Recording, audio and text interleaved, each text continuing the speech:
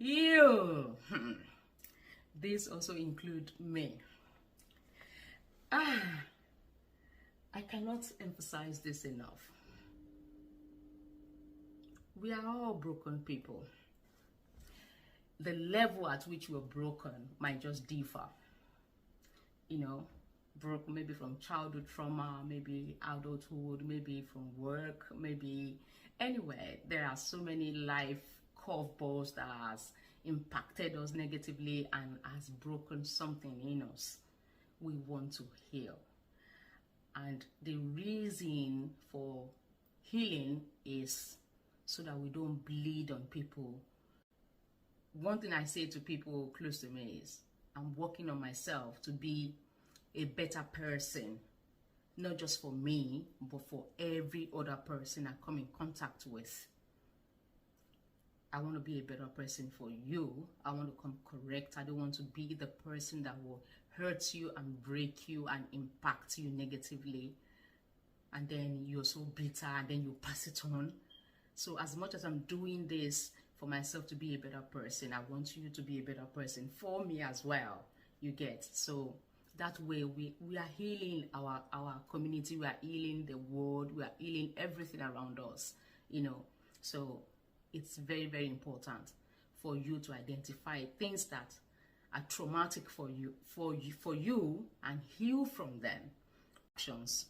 So next on my list here is the part of setting boundaries. Be self-aware enough to take responsibility and be accountable.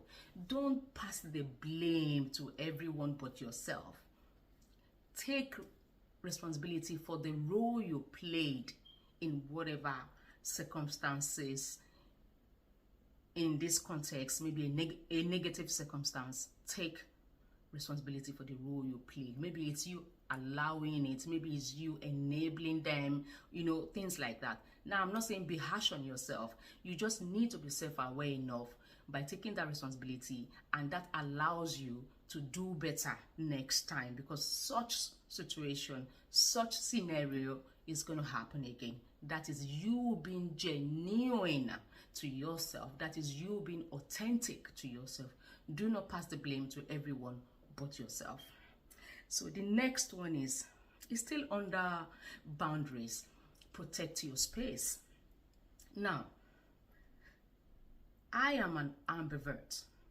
I like people and I don't like people. Do you get what I mean? For me to have people in my personal space, I have to prepare myself mentally for it. And also, having people, I have to vet them. I don't want to be, some people say that, oh, you can have people, all sort of people, then you compartmentalize them, and then, you know, this set of people is for so thing, this set of people is for so thing.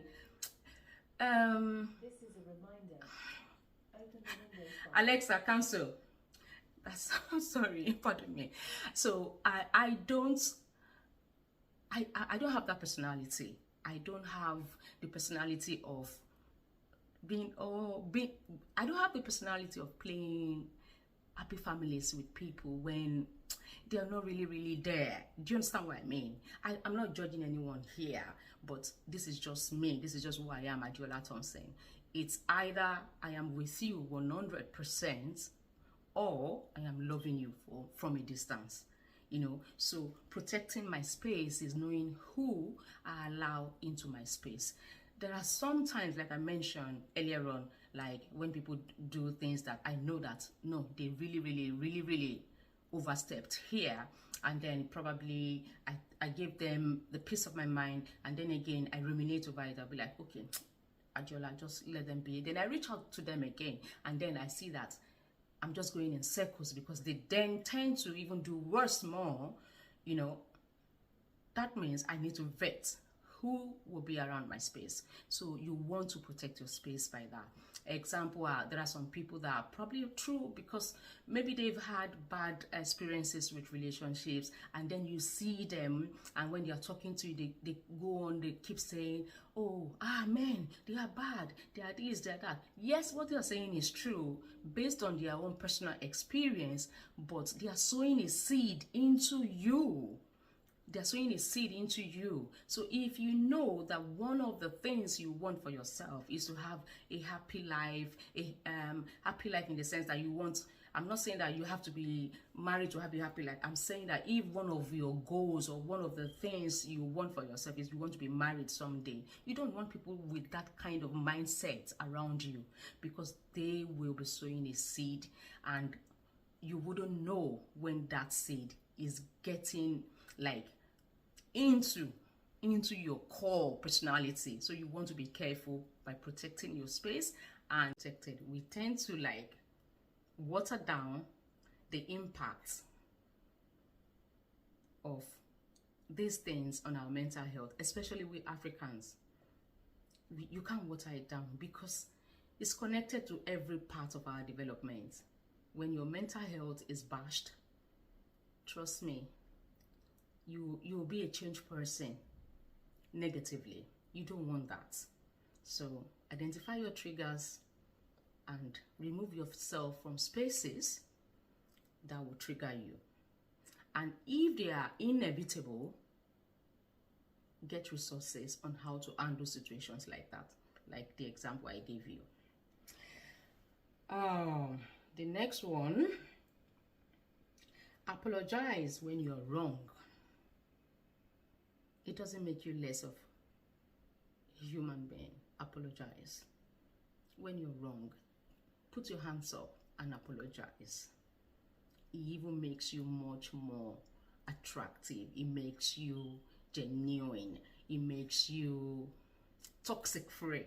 It makes you a good person. You know, when you're wrong, don't sweep it under the carpet. Apologize. It's okay for you to be wrong. It's okay for you to make mistakes. I tell my son, it's okay to make mistakes. It's okay to say, I don't know it. I say, there are so many, I'm not a jack of all trades. I don't know anything. So when I don't know it, when I'm wrong, I'll be like, I'm sorry, I got it wrong. I'm sorry. It doesn't make me less. And then you move on from that.